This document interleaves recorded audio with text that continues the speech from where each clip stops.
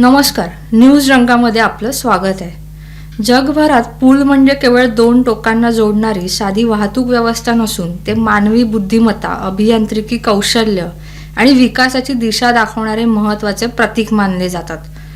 एखादा पूल उभा राहतो तेव्हा तो परिसराच्या प्रगतीचा, शहराच्या विस्ताराचा आणि नागरिकांच्या सोयीचा आधार बनतो. मात्र हाच पूल जेव्हा विचित्र रचना, अपूर्ण नियोजन किंवा गंभीर बांधकाम चुकांमुळे चर्चेत येतो तेव्हा तो विकासाऐवजी धोक्याचं प्रतीक ठरतो. अचानक संपणारे पूल, मधोमध तीव्र वळण घेणाऱ्या रचना, सुरुवातीला 4 पदरी पण पुढे जाऊन 2 पदरी होणारे उड्डाण पूल, तर कुठे थेट इमारतीला धडकणारे बांधकाम, अशी अनेक उदाहरणे अलीकडच्या काळात समोर आली आहेत.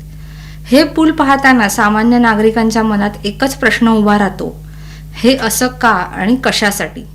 सोशल मीडियावर या रचनांची खिल्ली उडवली जाते, मीम्स बनतात, राजकीय आरोप प्रत्यारोप होतात.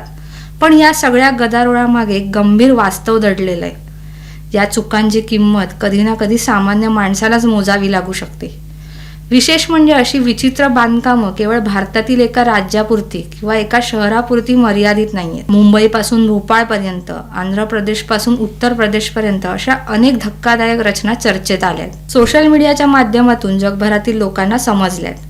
काही ठिकाणी जमीन अधिग्रहणाचे प्रश्न, काही ठिकाणी समन्वयाचा अभाव, तर काही ठिकाणी घाई गडबडीतील निर्णय यामुळे ही परिस्थिती निर्माण झाल्याचं सांगितलं जातं आणि या चुकांवर पांघरून टाकलं जातं. या सगळ्या पार्श्वभूमीवर हे पूल फक्त अजब रचना नसून आपल्या पायाभूत सुविधांच्या नियोजनातील त्रुटी, प्रशासकीय निष्काळजीपणा याचं जिवंत उदाहरण ठरतात. याच विचित्र, धक्कादायक आणि अगदी कोणाच्याही मनात प्रश्न निर्माण होतील अशा रस्त्यांच्या आणि ब्रिजच्या कथा आज आपण जाणून घेणार आहोत. 2 दिवसांपूर्वीच मुंबईच्या मीरा भाईंदर परिसरात मेट्रो लाईन 9 प्रकल्पांतर्गत बांधलेल्या नवीन डबल डेकर उड्डाण पुलाचा फोटो सोशल मीडियावर व्हायरल झाला होता. यावरून वाद निर्माण झाला. सुमारे 100 कोटी रुपये खर्च करून बांधलेला हा डबल डेकर उड्डाण पूल सुरुवातीला 4 पदरी आहे, परंतु पुढे जाऊन तो अचानक फक्त 2 पदरी राहतो.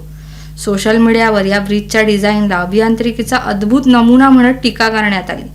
लोकांनी याला डेथ ट्रॅप म्हणजेच मृत्यूचा सापळा देखील म्हटलं. 4 पदरी मार्गावरून वेगाने येणाऱ्या वाहनांना अचानक 2 पदरी मार्गावर जावं लागत असेल तर अपघाताची शक्यता अधिक आहे. याच कारणासाठी या ब्रिजच्या डिझाईनवर टीका केली जाते. मात्र मुंबई महानगर प्रदेश विकास प्राधिकरणाने या ब्रिजच्या डिझाईनमधील त्रुटी नाकारल्यात. MMRDA नुसार उड्डाणपुलाची रचना राईट ऑफ वेच्या मर्यादा आणि भविष्यातील विस्तार योजना लक्षात घेऊन तयार करण्यात आली आहे. त्यांचं असं म्हणणं आहे की हा उड्डाणपूल वाहतूक डायव्हर्ट करण्यासाठी आणि वाहतूक भार कमी करण्याच्या उद्देशाने डिझाईन करण्यात आलाय. यात सायनेज, रंबल स्ट्रिप्स आणि क्रॅश बॅरियर सारख्या सुरक्षा वैशिष्ट्यांचा समावेश असणार आहे. तसेच वाहतूक पोलिसांच्या सूचनांच्या आधारे आवश्यक बदलही केले जात आहेत. MMRDA नुसार मेट्रो 9चा हा डबल डेकर कॉरिडॉर अनेक भागांमध्ये बनतोय. वादग्रस्त भाग भाईंदर पूर्वेमधील दीपक रुग्णालयापासून फाटक रोड पर्यंतचा सुमारे 1.5 किलोमीटर लांबीचा पट्टा आहे. या व्यतिरिक्त SK स्टोन सर्कल पासून शिवर गार्डन पर्यंतचा 1 किलोमीटर आणि काशीगाव मेट्रो स्टेशन पासून साईबाबा रुग्णालयापर्यंतचा 754 मीटरचा भाग आधीच वाहतुकीसाठी खुला करण्यात आलाय. अधिकाऱ्यांनी सांगितलं की सध्या भाईंदर पूर्व दिशेने 2 लेन तयार करण्यात आल्या आहेत, तर भाईंदर पश्चिम दिशेने भविष्यात 2 अतिरिक्त लेन जोडण्याची तरतूद ठेवण्यात आली, जी वेस्टर्न रेल्वे लाईनवरील प्रस्तावित विस्ताराशी जोडलेली आहे. मीरा भाईंदरमधील या ब्रिजच्या डिझाईनचं स्पष्टीकरण MMRDAने दिलं, पण अशीच चर्चा आणखी एका ब्रिजची झाली होती. हा ब्रिज होता मध्य प्रदेशमधील भोपाळमध्ये. मध्य प्रदेशची राजधानी भोपाळमधील एका पुलाची अशीच देशभरात चर्चा सुरू होती. भोपाळच्या ऐशबाग स्टेडियम जवळ एक रेल्वे ओव्हरब्रिज तयार झाला. याचे फोटो समोर आले आणि लोकांना आश्चर्याचा धक्का बसला. हे आश्चर्य काम वेळेवर पूर्ण न होण्याबद्दल किंवा खर्च वाढण्याबद्दल नव्हतं, तर त्याच्या डिझाईनबद्दल होतं. तब्बल 8 वर्षांच्या प्रतीक्षेनंतर आणि 18 कोटी रुपये खर्च करून बांधण्यात आलेल्या या पुलावर 90 अंशाचं वळण होतं. हे धोकादायक 90 अंशाचं वळण अपघातांचं मोठं कारण बनू शकतं, यावरून वादंग निर्माण झाला होता. या प्रकरणी 7 अभियंत्यांना निलंबित करण्यात आलं, तर बांधकाम एजन्सी आणि डिझाईन सल्लागार यांना काळ्या यादीत टाकण्यात आलं आणि या ब्रिजमध्ये आवश्यक सुधारणा करण्यासाठी एक समिती देखील स्थापन करण्यात आली. बांधकामाशी संबंधित अधिकाऱ्यांनी असा युक्तिवाद केला होता की जमिनीची कमतरता आणि जवळच मेट्रो रेल्वे स्टेशन असल्याने अशा प्रकारे पूल बांधण्याशिवाय त्यांच्याकडे दुसरा पर्याय नव्हता. असाच एक अजब ब्रिज आंध्र प्रदेशातील पेनुकोंडा जवळील व्यंकटरेड्डी पल्ले येथे बांधण्यात आला होता. अंजनेय स्वामी मंदिराजवळ हा पूल एका टोकाला राष्ट्रीय महामार्ग 57 ला जोडतो. त्याचा एक सरळ भाग अचानक वळतो आणि त्यानंतर लगेचच दुसरं वळण घेतो. या असामान्य लेआउटमुळे सोशल मीडियावर या ब्रिजच्या डिझाईनवरून टीका झाली होती. काहींनी म्हटले होते की हा ब्रिज म्हणजे रेल्वे पासिंग आहे. रेल्वे मार्गाच्या दोन्ही बाजूंनी असलेल्या उंचीच्या फरकांमुळे तीक्ष्ण वळणे आवश्यक होती. हा पूल फक्त दुचाकी वाहनांना सुरक्षितपणे रूळ ओलांडण्यासाठी, हाय स्पीड वापरासाठी नाही. बांधकामातील त्रुटींचा असाच एक नमुना मुंबईत दिसून आला होता. मुंबईतील अंधेरी पूर्व पश्चिम जोडणारा गोपाळकृष्ण गोखले पूल आणि सीडी बर्फीवाला फ्लायओव्हर हे दोन महत्त्वाचे उड्डाण पूल आहेत. पश्चिम रेल्वे मार्गावरील जुना गोखले पूल धोकादायक ठरल्याने तो पाडून नव्याने बांधण्यात आला. मात्र नवीन पूल पूर्ण झाल्यानंतर गोखले पूल आणि बर्फीवाला फ्लायओव्हर यांच्या उंचीत तफावत आढळून आली होती. यावरून प्रशासनाच्या कामाची खिल्ली उडवली गेली. पण राजकीय वाद देखील निर्माण झाला होता.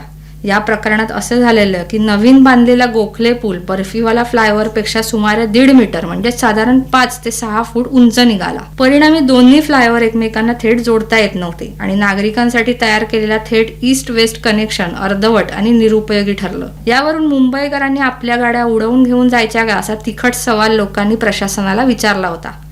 चूक लक्षात येताच ब्रिजच्या बांधकामात बदल करून सुधारणा करण्यात आली. भारतीय रेल्वेने पुलाखाली अधिक व्हर्टिकल क्लिअरन्स मागितला होता. त्यामुळे गोखले पूल अपेक्षेपेक्षा अधिक उंच बांधावा लागला असं स्पष्टीकरण तेव्हा देण्यात आलं होतं. मात्र समन्वयाचा अभाव असल्याने आधीपासून अस्तित्वात असलेल्या बर्फीवाला फ्लायओव्हरची उंची लक्षात घेऊन संपूर्ण डिझाईन पुन्हा तपासली गेली नाही आणि हा विचित्र असा पूल उभा राहिला. पुढे आवश्यक सुधारणा करून गोखले पूल आणि बर्फीवाला फ्लायओव्हर जोडण्यात आला. पूर्व पश्चिम वाहतूक पूर्ववत सुरू झाली. मात्र हे प्रकरण मुंबईतील शहरी पायाभूत सुविधांच्या नियोजनातील त्रुटींचं ठळक उदाहरण ठरलं. उत्तर प्रदेशमधील लखनौ कानपूर रेल्वे विभागातील पारा येथील कृष्णनगर केसरीखेडा क्रॉसिंगवरील एका बांधकामाधीन रेल्वे ओव्हरब्रिज हा विशेष चर्चेचा विषय ठरला. जेव्हा पुलाचं अर्ध्याहून अधिक बांधकाम झालं आणि एका दुमजली इमारतीमुळे ओव्हरब्रिजचं पुढील बांधकाम रखडलं. उड्डाण पुलावरील लोखंडी सळ्या थेट इमारतीशी जोडल्या गेल्या आणि बांधकाम ठप्प झालं. लोकांनी यावर टीका करत हे 8वं आश्चर्य असल्याचं म्हटलं.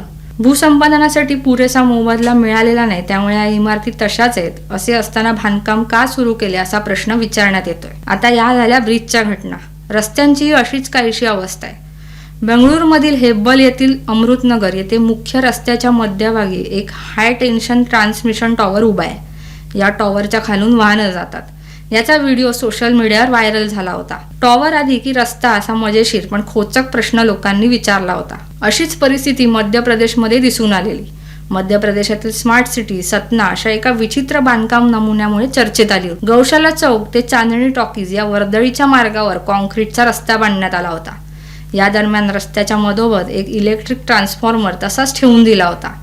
लोकांनी केलेल्या तक्रारीनंतर रस्त्याच्या मधोमध असणारा हा ट्रान्सफॉर्मर हटवण्याचे सांगण्यात आले होते. एकूणच पाहता हे सगळे विचित्र पूल आणि रस्त्यांवरील अजब बांधकाम प्रकार केवळ सोशल मीडियावरील चर्चेपुरते किंवा मीम्स पुरते मर्यादित नाहीयेत. ही उदाहरणं आपल्या शहरी नियोजनातील घाई, समन्वयाचा अभाव आणि जबाबदारीच्या कमतरतेकडे स्पष्टपणे बोट दाखवतात. पायाभूत सुविधा म्हणजे केवळ कोट्यावधींचा खर्च नव्हे, तर नागरिकांच्या सुरक्षिततेशी थेट जोडलेला विषय. नियोजन, अंमलबजावणी आणि देखरेख या तिन्ही स्तरांवर पारदर्शकता आणि तज्ज्ञांचा सल्ला घेतला गेला तरच असे धक्कादायक आणि धोकादायक प्रयोग थांबू शकतील. अन्यथा विकासाच्या नावाखाली उभ्या राहणाऱ्या या रचना प्रगतीपेक्षा धोका अधिक ठरण्याची भीती कायम राहील. आणखी अशा कोणत्या रचना आहेत हे कमेंटमध्ये आम्हाला नक्की कळवा आणि व्हिडिओ आवडला असल्यास लाईक करा आणि चॅनलला सबस्क्राईब करा. धन्यवाद.